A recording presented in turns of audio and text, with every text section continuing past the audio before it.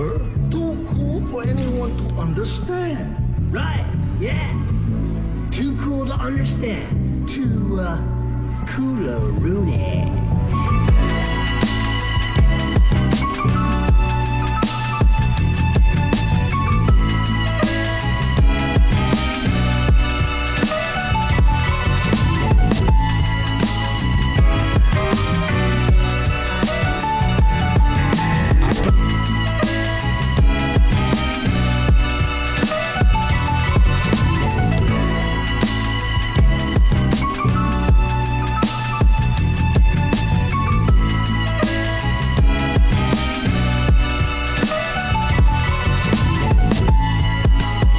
Well, I'm on the struggle bus today.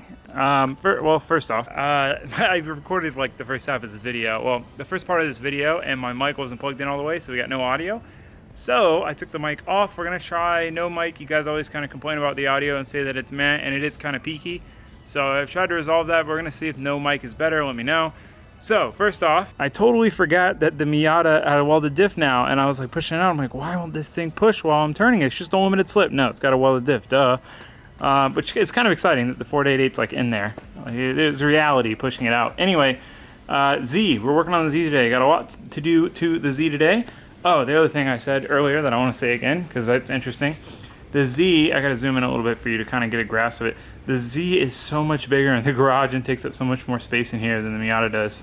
One really nice thing about Miatas, they're tiny. I've got to relearn how to balance this camera on this charger now that I don't have the mic. Gotta get the lighting. It's very hot and humid because it's Florida. I'm a little sweaty. Anyway, oh, you guys didn't even get to see how bad the clutch was. I'll insert that clip with no audio real quick.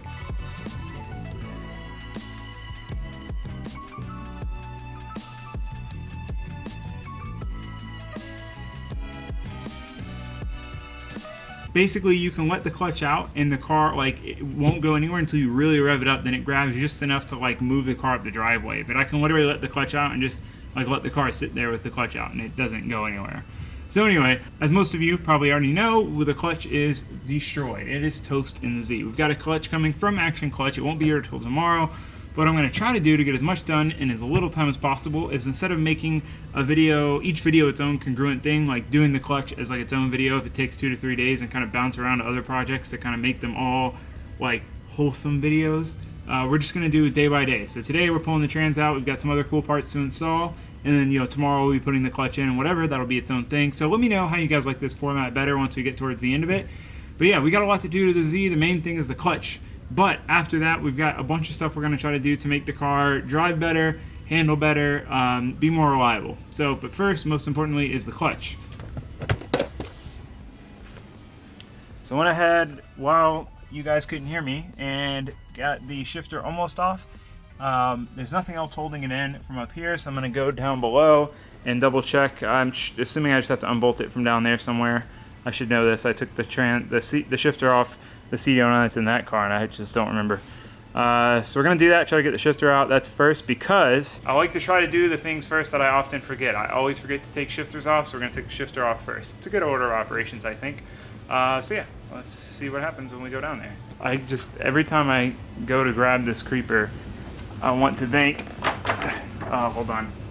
I want to thank the kid who sent it to my P.O Box for sending this to me, because it is so useful, especially with the quick jack. Because the car is up comfortably high enough to slide, in and out, and it's so much easier than like scooting yourself all the way in. All right, well, that was what we needed to do.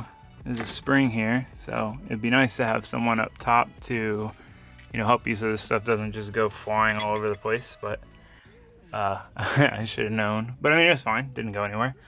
Okay, now we can work on the underside stuff. So what I'm gonna do is give you guys a tour, because it's really difficult to film down there, One day, hopefully in the near future, a little surprise for you guys eventually. Well, I don't know how soon you'll know. I'll tell you guys when the time is right, but might have a lift soon, basically. Long story short. Anyway, I don't get so sidetracked, guys. I'm gonna show you guys what I'm gonna do, and then we'll time lapse it or something, because it's so hard to film under here.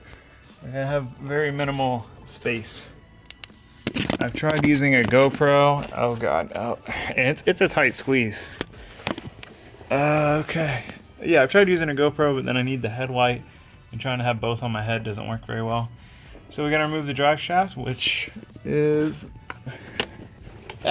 bolted in down there at the diff. Gotta remove this Y pipe, which I tried to tack weld together because this stud's all messed up. Maybe I'll try to get a Y pipe this week. That's something this car desperately needs. I think I'll do that. Trans mount, obviously. Boop, boop. And then we got the drive shaft. This bracket that's not doing anything because the exhaust is not bolted to it. Probably just leave that out, maybe. I don't know. It's super easy to take out. And then up here, we have this test pipe brace. So we'll just unbolt that, pull that out. And we've got all the bell housing bolts down here. And then there's a couple up top that we'll probably try to get from the engine bay side because there's a pretty big gap right there. So that is the plan. It shouldn't be too terribly bad. I think we'll start with the drive shaft first because it's the most annoying. Drive shaft, Y pipe. Anyway, you guys will see in the time-lapse lapse.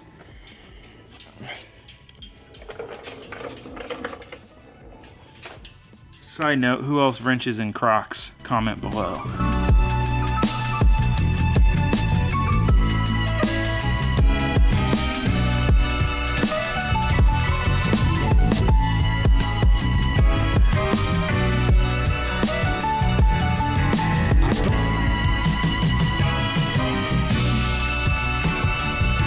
I already know what time it is. Ice cream break.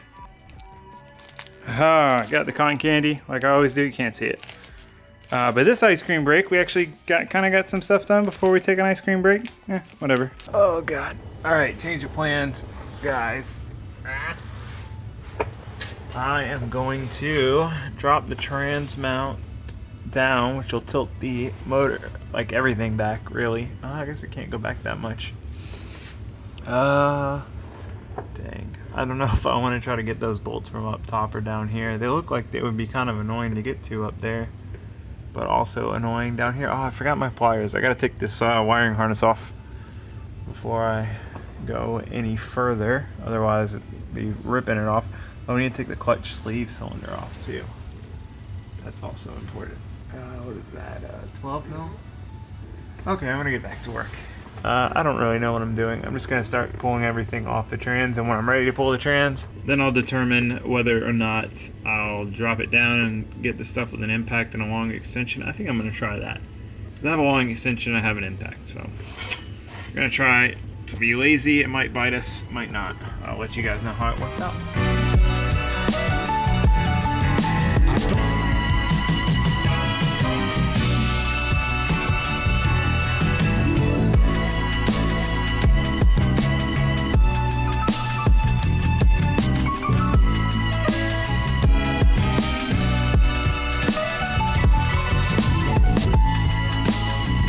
One of those times where having a massive extension comes in handy, or three. These aren't massive. This one's pretty massive. That's what she said. All right. So conveniently, I saved the trans mount off my CDO9, so I wasn't sure if I was going to use it or not. And mine is foobarred, which would explain why my shifter would start shaking really bad, like when it would wheel hop or do anything weird, like at redline and stuff. So I'm gonna see if Injuku has a poly one. I'm not like huge on poly stuff.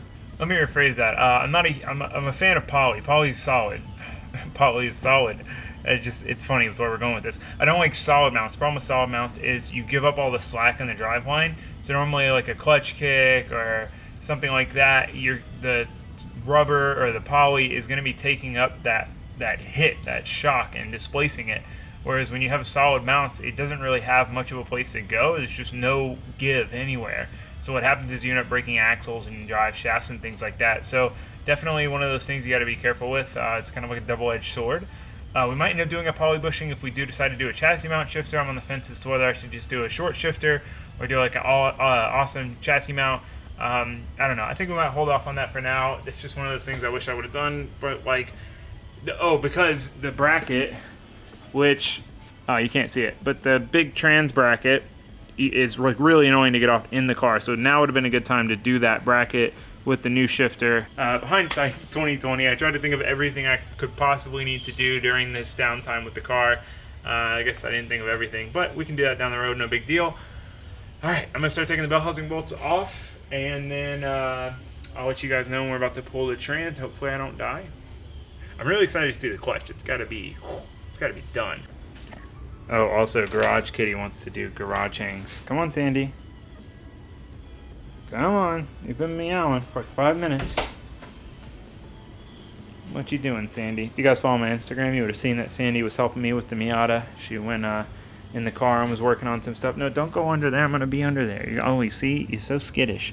As soon as I start impacting, you're going to run away and you're going to get eaten by another cat. This is dangerous, Sandy. Sandy. Why don't you ever listen to me, Sandy? Sandy.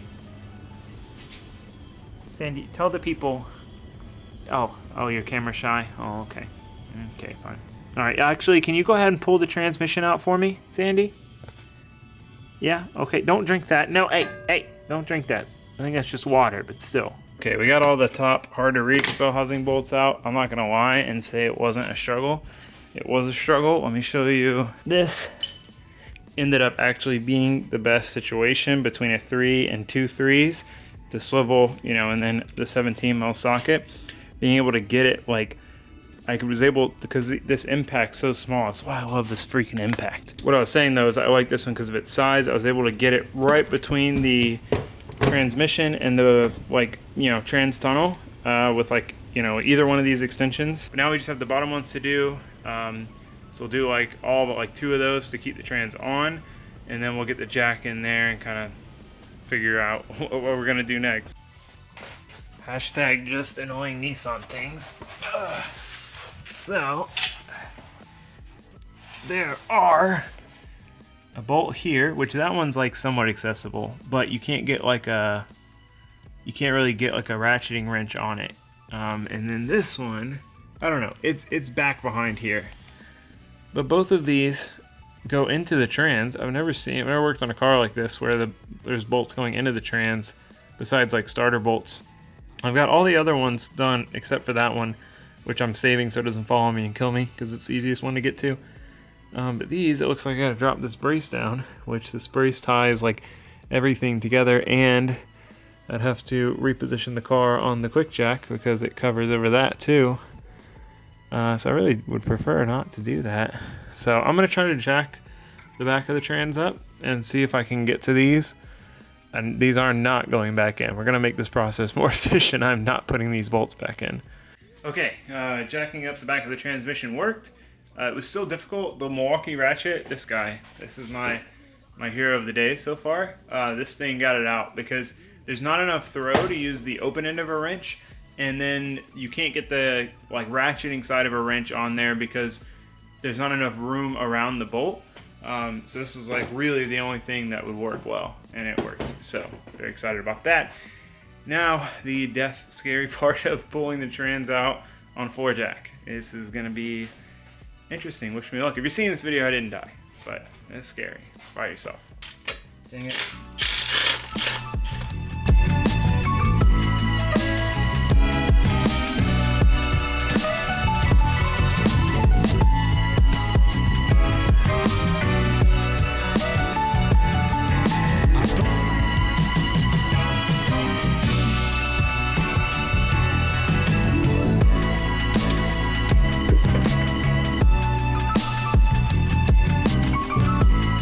Okay, wow, transmission is out. I'm not gonna lie, that was rough.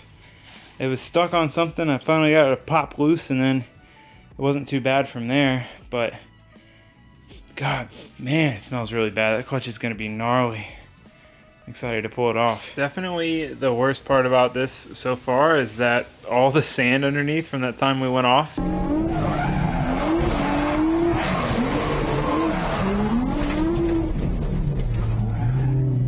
Just muddy sand all over the bottom of my car. So every time you knock on something or hit something, sand falls, and it was trapped in my shirt. I changed my shirt because I just couldn't handle it. It was like sandpaper on my back. Okay, I'm stalling. I'm being lazy. I mean, pulling the clutch should be a lot easier. So I'm gonna go ahead and knock that out. Yeah, there's not much more to say. Yeah, I'm gonna try to find a good camera angle over there so you guys can see it when I take it apart in case it's completely destroyed and falls apart. So I'm gonna try. You know, no promises, guys. Looks like before we take it off, is that moisture? Might have a rear main seal leak or something. Guess we'll find out.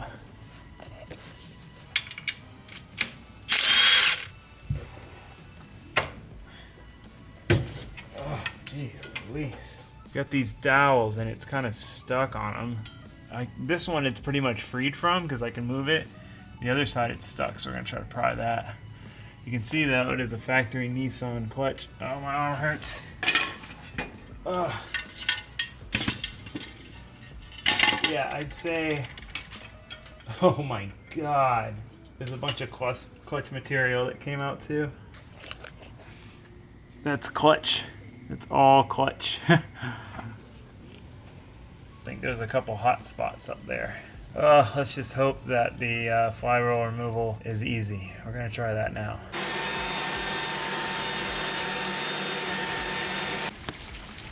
And it's raining. Typical Florida. Okay, so here we have both flywheels. only OGs. Well, I don't know if anyone would even remember that. I got roasted the first Miata teardown video. I just wasn't thinking. I called the flywheel and the pressure plate, both flywheels got roasted. Anyway, flywheel, pressure plate, clutch disc. As you can see, lots of heat spots. For those of you who don't know, this is a dual mass flywheel, so it almost kind of acts like a bit of a damper to make the, you know, easier, like letting in and off the clutch. It makes it like softer driving, I guess would be the way to explain it. But man, this is what happens when your clutch is done but you just keep sending it. This thing is T-rashed. Like, do you see how thin that is? Oh my god, it is destroyed. I was wearing down the rivets themselves. Anyway, that is the destroyed factory clutch. Tomorrow we get the new clutch. I'm debating on if I want to do the this. You get super dirty. You make a mess when you just like roast your clutch and let it keep going. That was a terrible idea. Let me turn on my vanity light. Oh, how do I look now? Do I look majestic? All right, so second part of the project, I don't know, I'll get back to you in a second. So I had another small project saved for tonight that I was gonna do to kind of like make this a comprehensive video where there was like enough things in it to make it satisfying. I don't know how that works. Like, what is enough wrenching to be like worthwhile a video? I struggle with this all the time. I'm like, oh, I need to do that, but like, is it worth making a video on? Anyway, let me know, comments below, please, because I struggle with it every day. But I decided not to do it. It's kind of one of those like crown things where it's like going to be pretty easy and it's going to be really cool and like really satisfying. So I kind of want to save it for the end. We've got a relatively easy project coming up after the clutch stuff. So when we do that, we'll do this other project that's also relatively easy. I shouldn't say this because then it's going to be miserable. But anyway, that's going to be it for this video. Thank you guys for watching. Thanks for subscribing. Let me know how these shorter day videos, how you like them, because I'm messing around with formats and stuff. So let me know what you think. Was this blocking your view the whole time? Comment below if it was. Like this video if this blocked your view. Thanks for watching. Goodbye, guys.